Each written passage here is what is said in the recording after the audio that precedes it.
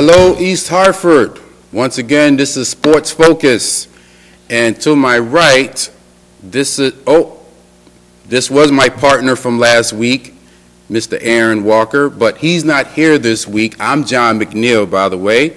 He's not here because the Green Bay Packers lost to the New York Football Giants, as I predicted last week. I guess he's at home right now doing a discount double check. But anyway, I'm going to talk about today this game's past weekend. You had the divisional playoff round. You had the Broncos at the Patriots. Broncos didn't do too good, folks. So Tebow time, we all done. We had the Texans at the Ravens, a good hard-fought game, but the Ravens pulled it out with that good defense. And we had of course, the New York Football Giants, who I picked. They beat the Packers of Green Bay, the defending Super Bowl champions, 37-20. And the game of the weekend, and maybe the game of the year, might have been the 49ers at the Saints. And I'm going to talk about both the Saints and the 49ers a little bit.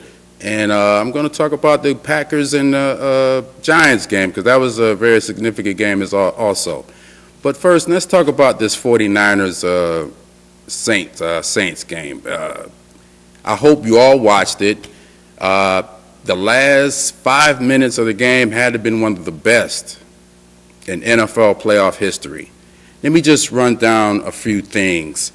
There was definitely some records tied or set in this year's playoff, but let's start with the 49ers and the Saints. You know, there was Vernon Davis. Once again, I hope y'all watched the game. If you get a chance, go online or something. You got to watch this last part of the game. Vernon Davis set an NFL record for a tight end with 7 catches, 180 yards. Now, 180 yards is the most by a receiving tight end. And he had 2 touchdowns. And he got the winning touchdown. And also, if you guys didn't know, this was the 30th anniversary of the catch. Now, if you guys that's not familiar with the catch, that's the famous game, yada, yada, yada. It was Dallas. Of course, you see I'm a Cowboy fan, so it's tough for me to bring this up and talk about it. But this was that was a great game, but this is the anniversary of the catch. Joe Montana to Dwight Clark. You know, San Fran went on to win the game. They went on to start their dynasty. So I don't know if this is going to happen for the 49ers, but you never know. We'll see. They got a good young team, got a good defense, got a good head coach. So you never know. But, you know, let's talk about the Saints. You know, Drew Brees, awesome year this year. You know, he had passed for a lot of yards. They was losing in this game by 7. They got 17-0. So for them to come back, you know, it was good. And you got to watch the last 4 minutes of this game. I'm telling you, you are going to love it. Let me tell you what happened. You had the Saints. They hit Darren Sproles for a nice little, 60-something yard reception. That made the score 24-23. Okay, here we go again. 49ers, they get the ball. Touchdown. Boom. 29-24. Okay, here comes the Saints again. Now, mind you, it's 2 minutes to go in this game at 29-24. Saints get the ball. Boom. Touchdown. These teams went back and forth, all within under 3 minutes of the game. So then you had the Saints. They make it 32-29. And then it's like a minute or so to go in the game, and here we go again. 49ers. They get a touchdown with 14 seconds left in the game. I'm telling you, it is one of the most amazing things, and I don't like neither one of these teams, but I enjoyed myself. But here are some little quick things I like to run by you. The 49ers, the first team in NFL playoff history to score 2 lead-changing touchdowns in the final 3 minutes of the game. That is amazing. That means that they really wanted that game. They really wanted that game, and you see, it got them in a championship game. Let's talk about Drew Brees for a second. Drew Brees is the first quarterback. He set an NFL record passing yards. I told you last week during the regular season. He set another record. He broke Dan Marino's record again for most passing yards in the regular season and playoff with 6,404 yards. Marino had the old record of 6,085 yards. So Drew Brees, that's why he was my top quarterback. But his team, the defense was very suspect in that game. Guys, if you ever watched that game, the New Orleans Saints defense, I would have to say, is the worst defense I've ever seen play. For the simple fact, you let a tight end just run through your whole defense all day. And that's how the Saints lost. Good job by the 49ers, by the way. Real good job. Disappointed in the Saints because I thought they was going to go further than that, but this is why you play the game. Now, and quick note, Darren Sproles in that game, he also set an NFL record with 15 receptions. That is a new playoff NFL record, so congrats to him. That was a good pickup by the Saints with Darren Sproles, so good job, good job.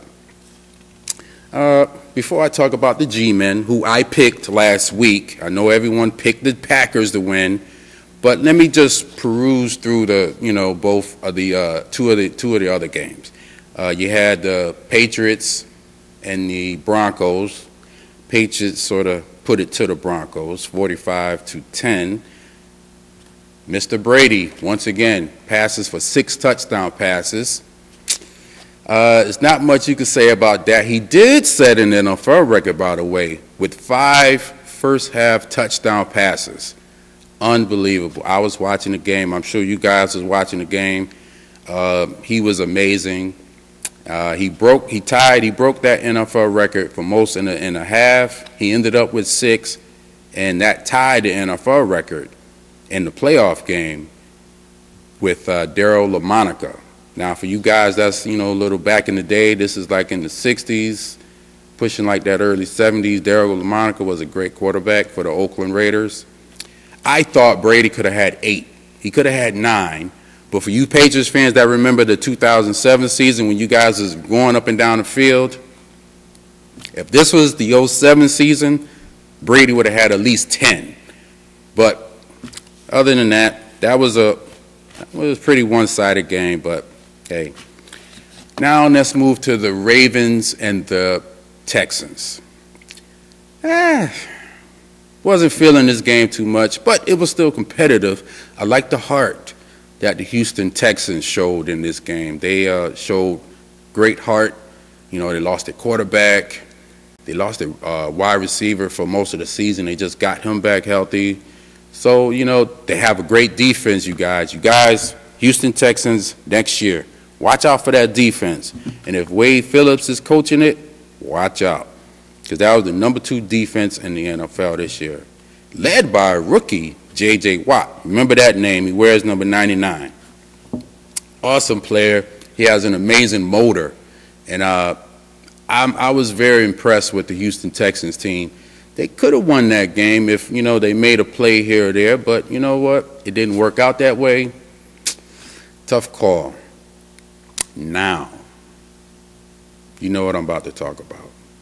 The reason why the guy that was here last week, he's not here this week, because I picked them, by the way, the New York Football Giants. Oh, God. You see I'm a Cowboy fan. This hurts me so much. But, hey, I call it like I see it. I call the Giants going to Green Bay and beating the Green Bay Packers.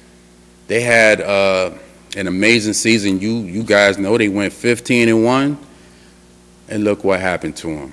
They're the first 15-1 team to be one and done. Y'all know what that means, is that they went 15-1 during the regular season, their first playoff game, and they lose.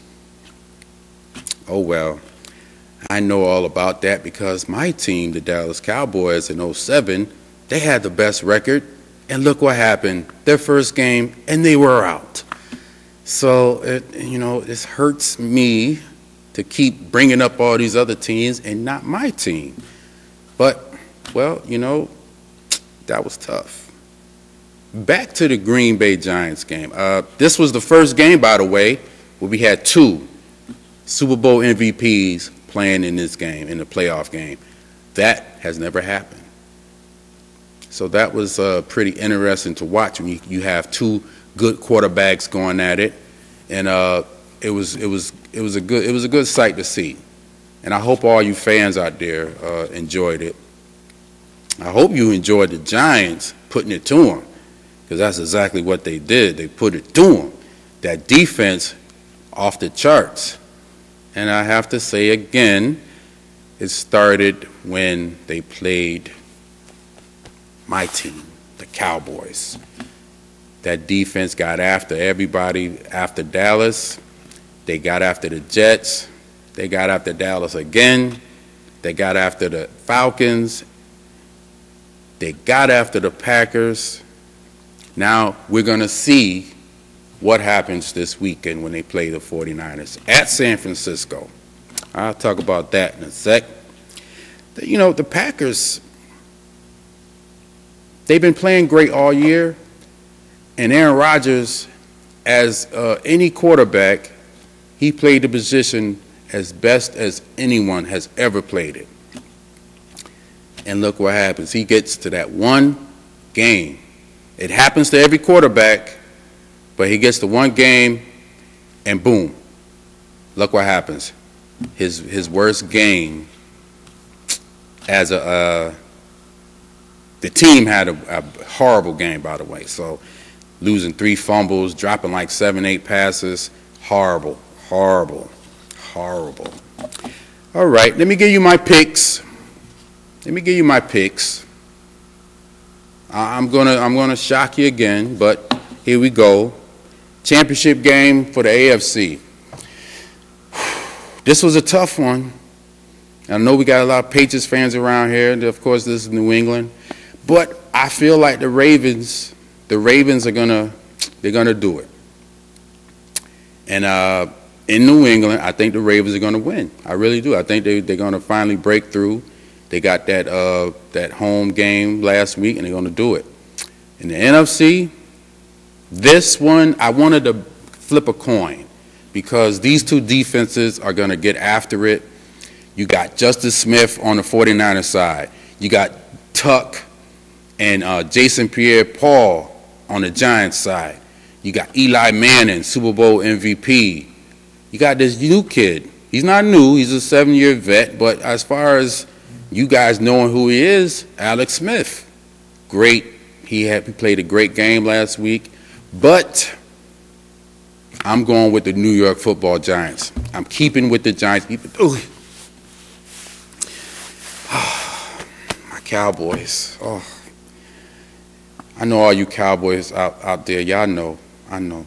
Y'all looking at me like, geez, he's a Cowboy fan. Why is he picking the Giants? But you know what? I can't stand the 49ers either. There you go. So I'm taking the Giants, and that's it. Now, to close off my show, I would like to start a best team series. I know last week I talked about the best teams I ever saw, and I left out a team. The 2008-2010 UConn Huskies. Not the men, the women. This women's team went 90 straight. We will never probably see this again. 90 straight. Obviously one of the greatest teams, man, woman, whatever, little league, whatever. This is one of the best teams ever. Let me just highlight some things right quick. They started in November 16th, 2008. They won 2 championships during this reign. Started against Georgia Tech, and it ended against Stanford. So there you go, folks.